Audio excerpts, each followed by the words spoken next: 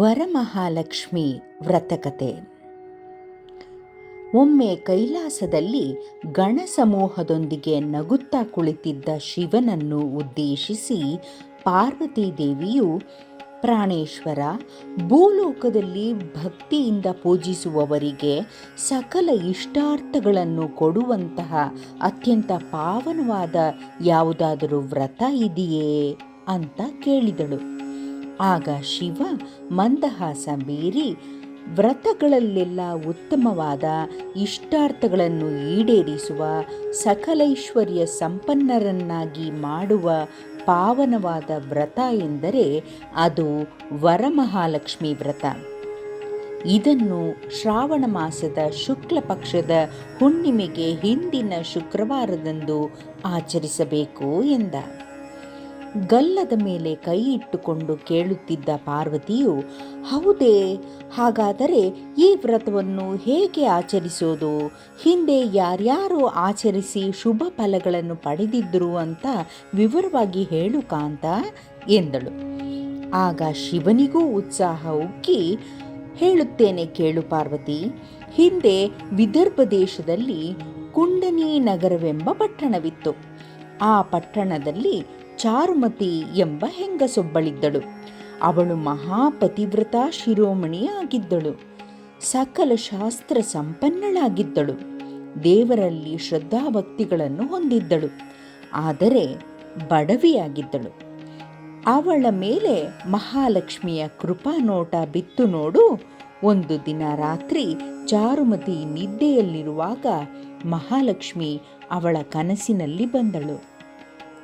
ಎಲೈ ಮಹಾಸಾಧ್ವಿ ಚಾರುಮತಿ, ನಾನು ವರ ಕೊಡುವ ವರಮಹಾಲಕ್ಷ್ಮಿ. ನಿನ್ನ ನಿತ್ಯ ಪೂಜೆ ಸಜ್ಜನಿಕೆ ನನಗೆ ತುಂಬ ಹಿಡಿಸಿದೆ. ಅದಕ್ಕಾಗಿಯೇ ನಿನಗೆ ವರಪ್ರದಾನ ಮಾಡುವ ಇಚ್ಛೆ ಇಟ್ಟುಕೊಂಡು ಬಂದಿದ್ದೇನೆ. ನೀನು ಶ್ರಾವಣ ಮಾಸದ ಶುಕ್ಲ ಪಕ್ಷದಲ್ಲಿ ಬರುವ ಹುಣ್ಣಿಮೆಗೂ ಮುಂಚಿನ ಶುಕ್ರವಾರದ ದಿನದಂದು ಶ್ರದ್ಧಾಭಕ್ತಿಗಳಿಂದ ನನ್ನ ವ್ರತ ಮಾಡು. ಬೆಳಗಿನ ಜಾವ ಮಿಂದು ನಿರ್ಮಲವಾದ ಮನಸ್ಸಿನಿಂದ ಶುಭ್ರವಾದ ವಸ್ತ್ರಾಭರಣಗಳಿಂದ ಅಲಂಕರಿಸಿಕೊಂಡು ಬಲಗೈಗೆ ಕಂಕಣ ಕಟ್ಟಿಕೊಂಡು ವಿಧಿಪೂರ್ವಕವಾಗಿ ನನ್ನ ಪೂಜಿಸಿ ತುಪ್ಪದಿಂದ ಮಾಡಿದ ಭಕ್ಷ್ಯಗಳನ್ನು ನೈವೇದ್ಯ ಮಾಡಿ ಯಾರಿಗಾದರೂ ಕೈಲಾದ ದಾನ ಧರ್ಮಗಳನ್ನು ಮಾಡಿ ಬಂಧು ಮಿತ್ರರೊಂದಿಗೆ ಕೂತು ಪ್ರಸಾದ ಸ್ವೀಕರಿಸಿದರೆ ನನ್ನ ವ್ರತ ಮಾಡಿದಂತೆ. ಆ ನಂತರದಲ್ಲಿ ನಿನಗೆ ಸಕಲ ಐಶ್ವರ್ಯ, ಧನಕನಕ, ಸುಖ, ಸಮೃದ್ಧಿ, ನೆಮ್ಮದಿಗಳನ್ನೆಲ್ಲ ಕೊಟ್ಟು ಇಷ್ಟಾರ್ಥಗಳನ್ನು ಈಡೇರಿಸುತ್ತೇನೆ ಎಂದು ಹೇಳಿ ಅಂತರ್ಧಾನಳಾದಳು. ತಕ್ಷಣ ಚಾರುಮತಿಗೆ ಎಚ್ಚರವಾಯಿತು. ತನ್ನ ಕನಸಿನ ವಿಷಯವನ್ನು ಮನೆ ಮಂದಿಗೆಲ್ಲ ಹೇಳಿ ಎಲ್ಲರೊಡನೆ ಕೂಡಿಕೊಂಡು ವರಮಹಾಲಕ್ಷ್ಮಿಯು ಹೇಳಿದಂತೆಯೇ ವಿಧಿವತ್ತಾಗಿ ವ್ರತವನ್ನು ಆಚರಿಸಿದಳು. ಚಾರುಮತಿ ದಿನದಿಂದ ದಿನಕ್ಕೆ ಅಭಿವೃದ್ಧಿ ಹೊಂದಿ ಸಕಲೈಶ್ವರ್ಯ ಸಂಪನ್ನಳಾಗಿ ದಾನ ಧರ್ಮಗಳನ್ನು ಮಾಡುತ್ತಾ ಸುಖ ಸಂತೋಷದಿಂದ ಬಾಳಿ ಬದುಕಿದಳು. ಎಲೈ ಪಾರ್ವತಿ ದೇವಿ, ಈ ವರಮಹಾಲಕ್ಷ್ಮಿಯ ವ್ರತವನ್ನು ಸ್ತ್ರೀಯರು, ಪುರುಷರು, ಮಕ್ಕಳು ಯಾರು ಬೇಕಾದರೂ ಮಾಡಬಹುದು. ಮಂಗಳ ಸ್ನಾನಾದಿಗಳನ್ನು ಮಾಡಿಕೊಂಡು ಶುಭ್ರವಾದ ಮಡಿಯುಟ್ಟು ಮನೆಯಲ್ಲಿ ಮನೋಹರವಾದ ಮಂಟಪವನ್ನು ನಿರ್ಮಿಸಿ ಅದರಲ್ಲಿ ಅಷ್ಟದಳ ಪದ್ಮವನ್ನು ಬರೆದು ಮಾವಿನ ಚಿಗುರುಗಳ ಕಳಸವನ್ನಿಟ್ಟು ವರಮಹಾಲಕ್ಷ್ಮಿಯ ಪ್ರಾಣ ಪ್ರತಿಷ್ಠಾಪನೆಯನ್ನು ಮಾಡಿ ವ್ರತಪೂಜೆಯನ್ನು ವಿಧಿವತ್ತಾಗಿ ಮಾಡಿ ಈ ವ್ರತಕತೆಯನ್ನು ಕೇಳಬೇಕು ಎಂದನು.